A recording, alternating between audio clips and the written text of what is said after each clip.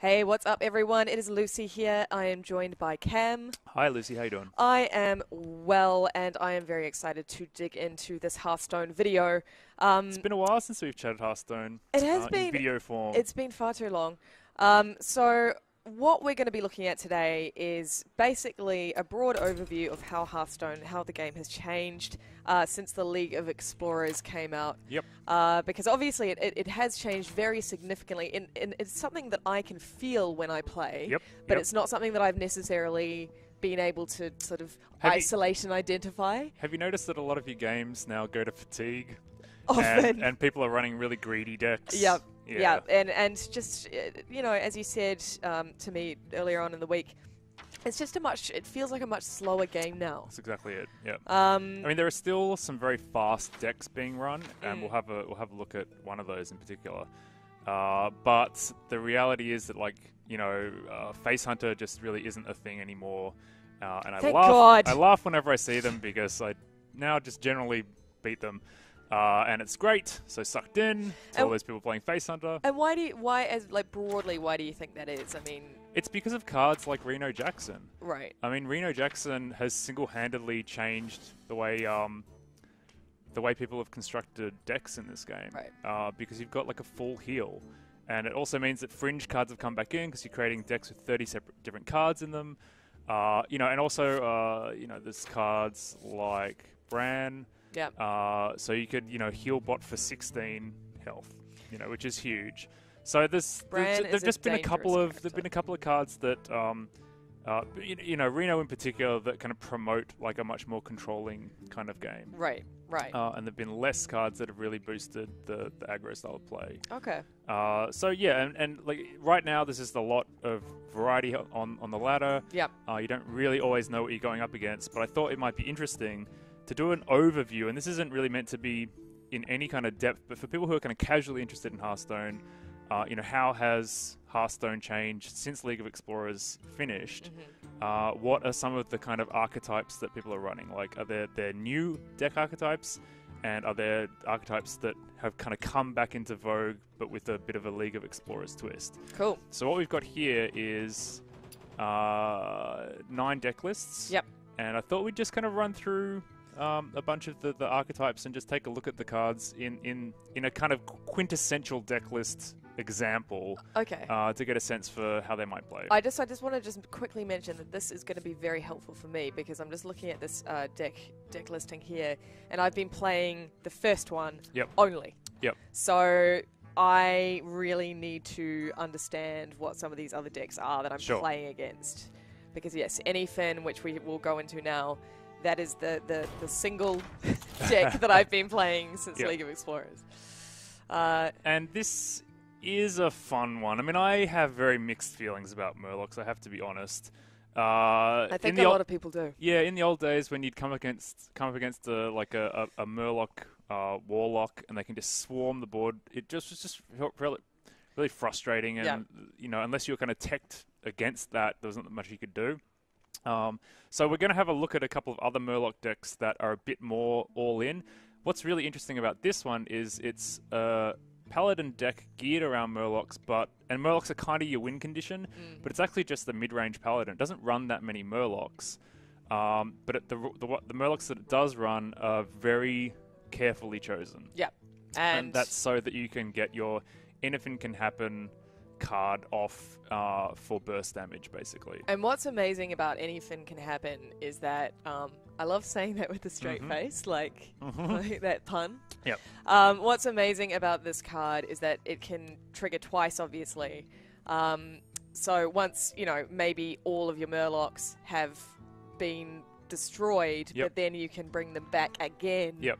And then you have ridiculous burst. But then you've just got these ridiculous numbers, and it doesn't happen all the time. I've got to say, the one thing about this deck, just quickly click on Anything Can Happen again. Some people only run one of these, by the way, but I think you need two, so you can definitely draw into it. It sucks when you've got two in the early game. Oh, yeah. But, that's just the nature of having 2 cards that are quite specific. That's very much a late game card. Yeah, absolutely. And it is a late game card, so you do actually have to play very carefully before then, because often, as you said, there aren't actually that many Murlocs in this deck. Yep. And you don't want to just run them just in order for them to die, and then you know, in order for you to be able to play that anything can happen card, like, you've got to be smart. Because I think when I first started playing this, that was my logic. I was just like, okay, whenever I get a Murloc, I'm just going to play it. It doesn't even matter.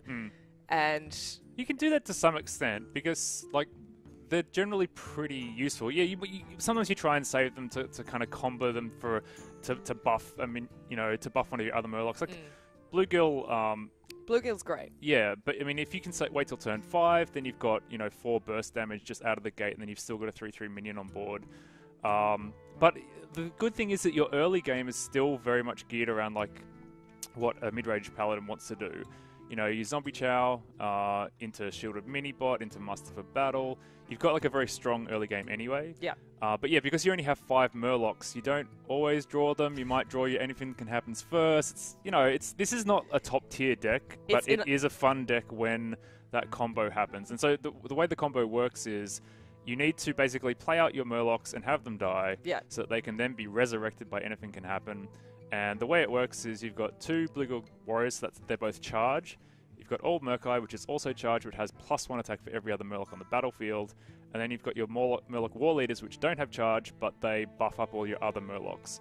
So your Bluegills basically turn into 4 attack, and then your Old Murkai turns into what, like, it'd be +3, +2, so 7 attack. Yeah.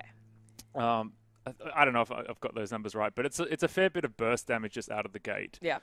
So you're basically just focusing on trying to stay in the game, trying to control the game as much as you can, and getting your opponent low enough that you can turn 10, play this, and then just, you know, one turn kill them. And again, like, I mean, I've experienced a couple of times, as I said, when I have triggered that card twice, and it's so ridiculous. I mean, I'm talking like the old Murkai being at 19 damage, like such ridiculous numbers. And it's bizarre when you are in the mirror match as well. You're not too sure, like, what you should do. Yeah. I had a great game against a priest the other day who stole my Anything Can Happen with his Thought Steal. Yeah. And so then he proceeded to play it and dump a bunch of Murlocs on the board, and I killed the ones that weren't going to buff my Murlocs, and then I played my Anything Can Happen, and because I killed some of his Murlocs, I then had a full board of Murlocs, and so it was the biggest backfire. He should just not have played that card. That's amazing. Anyway, so that's the kind of mid-range Murloc Paladin. Cool. So next up we've got, and by the way, the names in brackets here are the streamers and pro players who are either experimenting with this is their deck list that they're using at the moment, or have been using recently, that I've pulled from. So this is much more of an all-in Murloc. I mean, you look at, like, Murloc Tiny Fin and you go, oh, it's like a wisp, but a Murloc. So on its own, it has no value, but when it's comboed with all these other Murlocs, it can suddenly get buffed up, and it buffs other things up. So this is just absolutely full of Murlocs. Yeah. I played a couple of games with this, and when it works out for you, you can just swarm the board and just overwhelm your opponent so fast, because, you know, you are, let's see, you've got Murlocs that are gaining attack, that are buffing each other, you know, just all throughout the deck. So it's just nothing but synergy. You just have to know when to kind of unleash. What does every Fin is awesome? Another great pun. Yeah. Okay. Yeah. Right. But you get a discount on that if you have a bunch of Murlocs on the board. So you could theoretically play that relatively early. So yeah, you're just trying to overwhelm your opponent as quickly as possible, basically. And then, you know, finish off with, like, Doomhammer and Rockbiter Weapon. And I think it's also interesting that, like, most Shaman decks these days are running Sir Finley, and that's largely because you can replace your hero power with a much better one. Yeah. So for this deck in particular, you would obviously be looking for the Warlock hero power, so that every turn you can tap to get more cards into your hand. Yeah. because you're just concerned about, basically smashing your opponent's face before they can kill you.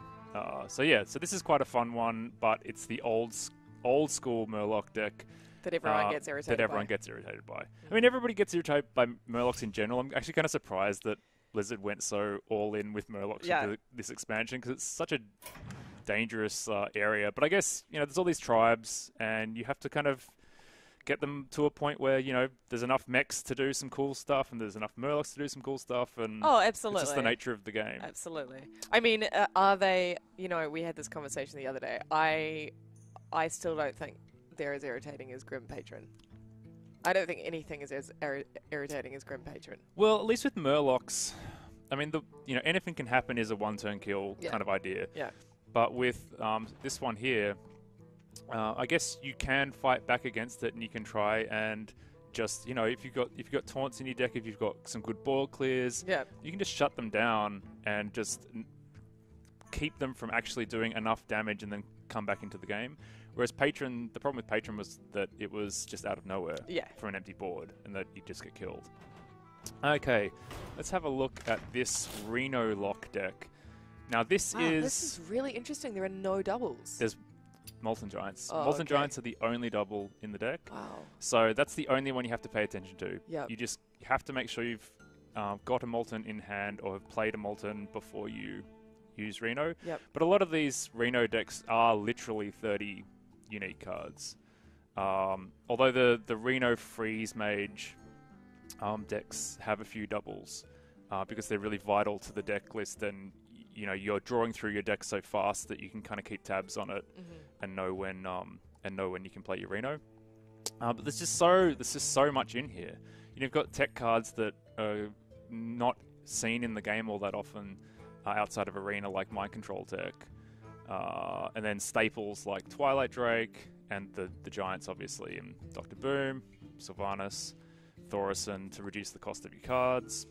I would find this one quite intimidating to play, because I think when you have decks that are mostly doubles, you understand the rhythms and you understand exactly how how it's all shapes out. Yep. Whereas this, I wouldn't even know where to begin.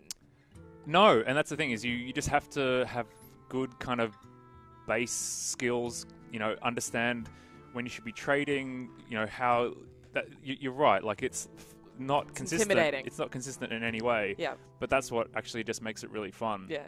Because you can't really rely on drawing into the specific thing you need. You're just trying to draw answers in kind of general, or ways to control the board in general. It's a really fun deck list. I mean, the whole Reno lock, or the whole Reno as the basis for a deck has been tried in a bunch of different classes. Yep. So this is Warlock. I mentioned that there was a Freeze Mage one, but then Creparium was playing a Fatigue Warrior deck.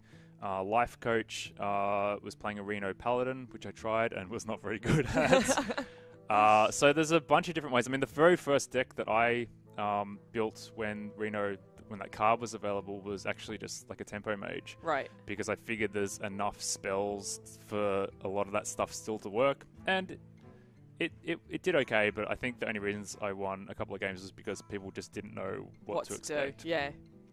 Which I suppose that's how it works in the other way. Is that I wouldn't know how to deal with this, facing off with this. Yeah. Well, you don't know what's going to come. Yeah. But the great thing here is that you can kind of get low enough to play one or more Molten Giants and then just Reno yourself back to full health.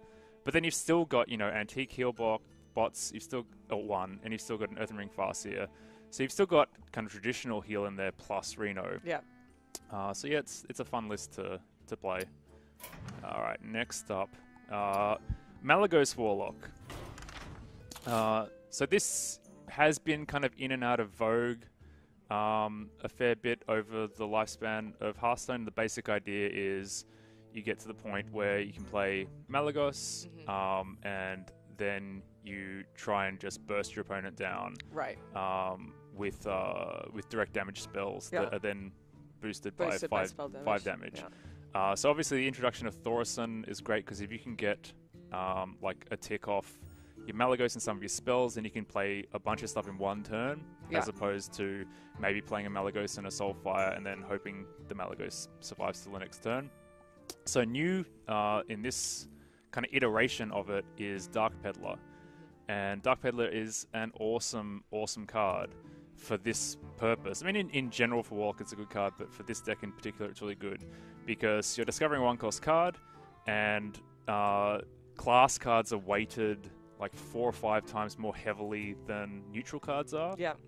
And Warlock has some really, really powerful 1-cost cards. So you've got Power Overwhelming, you've got Soulfire. So you're basically hoping to draw into more direct damage to kind of fuel your Malygos turn. Yeah, right. The other interesting thing about this particular list is that you've got some dragons in here as well. I mean, Malygos is obviously a dragon, but you've got things to take advantage of the fact that you've got dragons in there, like, you know, you can taunt up. Yep. You can do some kind of burst damage to kind of keep the board under control. And then you've also got other stuff like Bran. Yep. So Battle Cry is triggering twice. That means that, you know, Twilight Guardian, that effect happens twice. Anti-Heal Bot, you know, you restore 16. So there's some really interesting combos in here to play with. Yeah, kind of a tricky deck to pilot. But I mean that kind of goes for a lot of the you know, the handlock style Warlock decks. Yep. You know, you have to know them pretty inside and out because there's a lot of kind of complex decisions to be made, which I'm not particularly good at making, so I'm not going to claim that I am. Yeah, and well, I'm not particularly good at facing off against because I've definitely played against this deck before. And you just don't see the Malygos turn coming? I do not see it coming. Yep. Yep, I mean, that's the thing is, like, just when you think you're getting a handle on Hearthstone, League of Explorers shifts everything up, and you've got to try and navigate through really complicated waters all over again. All right, so we're back to another Shaman list here. Yep. And this is Luffy's Aggro Overload Shaman deck. And so this is just all about face damage, basically.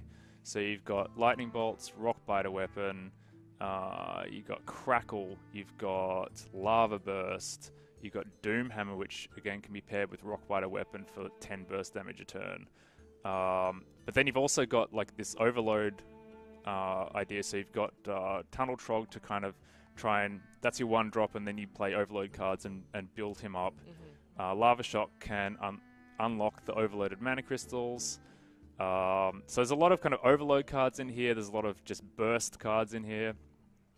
So this is another one that you're just really not too worried about the board state. You're just trying to get your opponent low enough, their health low enough that you can finish them off with spells or Doomhammer. Cool. So yeah, so this one's kind of in here just because of Sir Finley. Right. Primarily. Because there've always been variations of these spell-heavy shaman, like aggressive shaman decks. But Blizzard's gradually trying to get the kind of overload mechanics to work a bit better. So, I mean, Tunnel Trog's new as well, I should say. So there's a bit of a mix of kind of a slight evolution of the overload being a bit more valuable, but then also the fact that shaman can now switch to another hero power is a really big deal. It's actually huge. Because in the past, what you'd have to do is, your hero power is useless unless you're running like Flame Tongue Totems or Bloodlust, things that can kind of capitalize on having your totems on the board. But in a deck like this, you don't want to be wasting two mana to get a random totem that may or may not help you at all. Because you may not be drawing into the cards that work with them. So if you don't draw Sir Finley, does that kind of essentially that makes your hero power somewhat redundant? Yeah, but the good thing is look at this, it's such low cost cards. Yeah, there's a 5 mana card, but everything else is 3 or below. Yeah. So you're always going to have stuff to play. I think Sir Finley, you view that as like a massive bonus because you can play it, either get the ability to tap, Warlock ability to get more cards in your hand, or you switch to a ping class. Yep. So you can be basically just doing that extra point of damage, or 2 if you're Hunter per turn. I mean, Hunter is just ridiculous because the Hunter hero power puts people on a clock anyway. But with this many spells in here, It's over the top. So yeah, kind of like aggro is just not really my playstyle. Yeah. I much prefer control, even though I think I spend too long trying to control the board, and rather than just because you got to kill your opponent at some point. I'm the same. I've discovered that aggro, I'm too. It's not in my natural. I prefer to play things safe. Yeah, like well, it's not even my safe. natural. It's more just like you see it as a battle of kind of intelligence or something, Yeah. rather than just like ignoring their minions and just hitting them in the face. I should say, by the way, that this deck list or this archetype is actually considered top tier at the moment. Right. So I don't know if you know the esports team Tempo Storm, but they basically do a meta report each week where they kind of list out here are the top tier decks, here are next tier down, and this one, in the most recent one that I looked at least, was in the top tier, which is interesting. Relatively simple one to build as well in comparison to some of the others. I mean, a lot of these cards, there are no, apart from Sophinle, there are no legendaries. Yeah. So relatively low cost. Yep. All right, next up. This is this is an archetype kind of in the works. Right. So this isn't a very effective list right now, but what's interesting about it is that there's always been variations of like a tempo rogue style in and around Hearthstone, but it's never really been hugely popular. But people are kind of trying to bring it back, right? And the idea with it is that it's a bit like Zoo. It aims to control the board. It aims to make favorable trades by buffing your minions. And it's about just, setting up board control early on and then switching to face damage at some point after you've, controlled the early game. Yeah. And the deck, the card that kind of makes this like a viable idea again is Unearthed Raptor. So you can copy a Death Rattle effect. So it's kind of like a tempo rogue / Death Rattle rogue. So you want to have enough cards in here with Death Rattles that you'd want to copy to make, because 3 mana 3/4 is like a very strong minion to begin with. They're the stats that you would expect, but then if you can get a good Death Rattle copy on top of that, then you're really laughing. Yeah. But yeah, so it's just kind of interesting to see like a very minion-heavy rogue archetype potentially coming back. So that's why I've included this. And I've also included, which we'll get to in a minute, Miracle Rogue being back. And of course, like Oil Rogue is still around, but that's a bit more spell-heavy. So this is like a minion-heavy one, and then Miracle, which we'll look at in a second, is like a lot of spells. Right. In fact, we might just go to that right now. So Miracle Rogue was one of the most frustrating decks in Hearthstone. It was one of the hardest decks to pilot. Yeah. But it was very, very, very effective in the right hands. And then eventually Blizzard made a couple of changes that just made it far less viable. So the old version of the deck ran Leroy Jenkins for burst damage, because back then Leroy was like a 4 mana card. It was like cheaper than it is now. And Gadget Zone Auctioneer was a 5 mana card. Right. So they were the two kind of crucial changes that meant that it wasn't really viable anymore. But the basic idea was you would get to the point where you could play your Gadget Zone Auctioneer, because whenever you cast a spell on top of that, you draw a card. Yep. And Rogue has a lot of very, very cheap cards. And it also has cards like Prep, which reduce the costs of spell cards. So what you'd do is you'd play Gadget Zone, and then you'd like, maybe play a Backstab, maybe Prep, or you could wait till turn 6 or 7, actually, I should say, because you want to get off, you want to basically draw through as much of your deck as possible. But then cards like Conceal would allow you to hide your Gadget Zone Auctioneer, so unless they have like AoE that does 4 damage or more, it's going to survive to the next turn. Then you can just play more spells and just draw through your entire deck.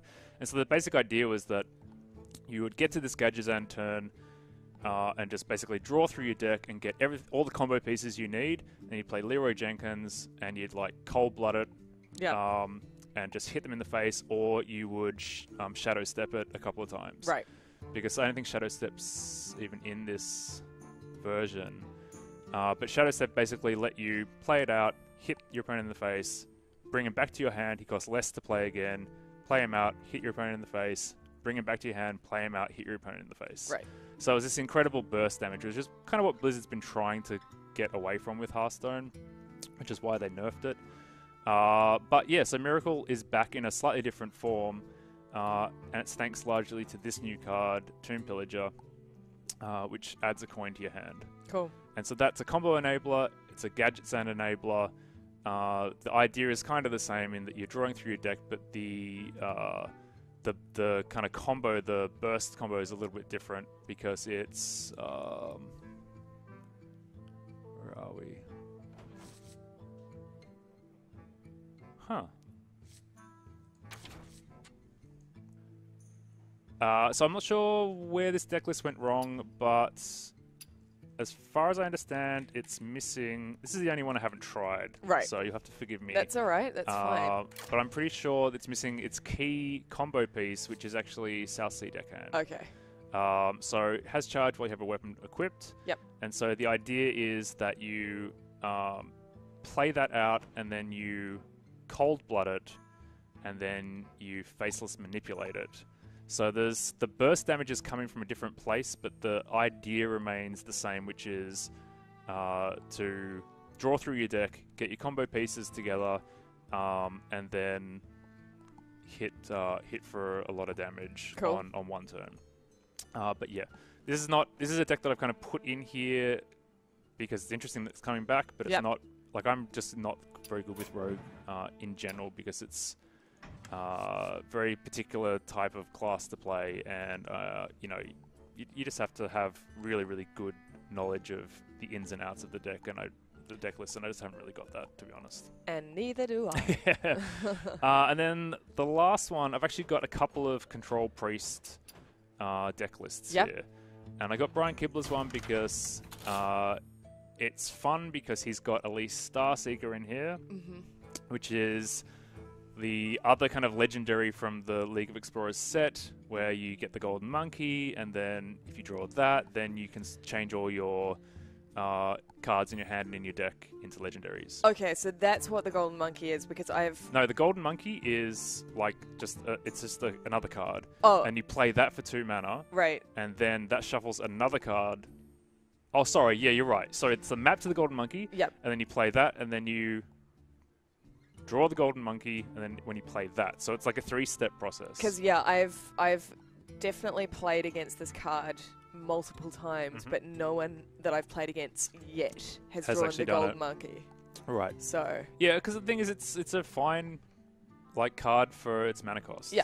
It's just like a generally good card with the added bonus of potentially setting and in the current, amazing wheels in the current metagame, where games go really long and often go to fatigue, it's much more likely that you're going to get to that 3rd step. So I've played this deck a bunch of times because I just really like Priest in general. Yeah.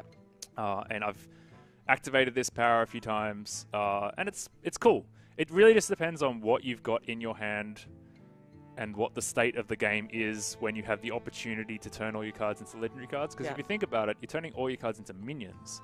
So if you need to be removing stuff from the board with spells, that's not necessarily something that you want to do. Yeah. But if you're ahead, then on average, the legendaries that suddenly appear in your hand are going to be way stronger than the other things you had. And with Priest, which is very kind of combo driven, you may have some just kind of combo pieces, or you've got reactive cards in your hand that you're waiting to use in the right situation, and just transforming them into legendaries a lot of the time is going to be really good for you. But yeah, it's kind of cool to see Control Priest back, because for a while there, after the Grand Tournament expansion, it was very much all about Dragon Priest, right? Which was strong, but just not that exciting, I would say. Like, I enjoyed playing it, but Control Priest is cool because it's just there's so many little tricks you can pull off. Like, the old Control Priest was very, very reactive. Right. So you would have very little to proactively do. all the cards in your hand would be like, I can steal this minion of yours, I can kill that minion of yours, and so you're just reacting to what your opponent's doing, and so you're kind of perpetually behind. You're just waiting for a way to just get the board and snowball from there. But it's good to have stuff to do in the early game. So this list is a little bit like that, a little bit better actually, I should say, because you've got Zombie Chow 1. Museum Curator is an excellent new addition to the Priest arsenal. Not only is it just something to do on turn 2, but discovering a Death Rattle card can net you. It's just always a good choice. Yeah. You can get stuff like Sludge Belchers. Right. So you can get very strong minions just off this. And what it can also mean is that if you're not too sure like what your turn 3 and turn 4 looks like, you can be actively trying to kind of fill in your curve. So for instance, if you can pull a Dark Cultist on turn 2 out of a Museum Curator, then that's obviously a good turn 3 play. Yeah, that's amazing. Then you've got cards like Death Lord, which are basically in there to protect you against aggro, because you're not too worried about giving them a free minion when it dies, because it's not going to be necessarily a high cost minion. But Death Lord can obviously work against you in a pretty severe way if you're playing against the control deck, and then they suddenly have Ragnaros or something on the board when they kill it. Or Equality. Yeah, and they can just get rid of it very, very easily, and then who knows what's going to come out. But there are some kind of classic combos in here, like you've got Akanai Soul Priest and Circle of Healing to just do 4 AoE damage. You've got Akanai Soul Priest and Flash Heal to do 5 damage, so that can be used to take out enemy minions. It can be used for face damage for a little bit of burst, or if you just play that without your Akanai, obviously, you can heal yourself back up to try and stay in the game. So that's a very, very versatile card. And then you just got fun stuff like Wild Pyromancer just combos with like all the spells in here wonderfully. You get an extra bit of damage off your Holy Nova, extra bit of damage off some of your other spells. And Entomb is the other.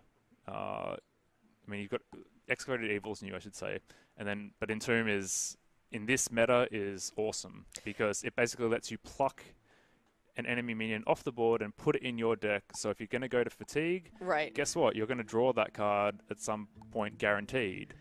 And it means that you negate its Death Rattle. So if they play, let's just say they play a Sylvanas, you take the Sylvanas. There's no, you have to spend 6 mana to do it, obviously. I was going to say that's quite a steep price. A lot of Priest's removal are expensive, and they're rarely going to leave you enough mana to do anything else on that turn.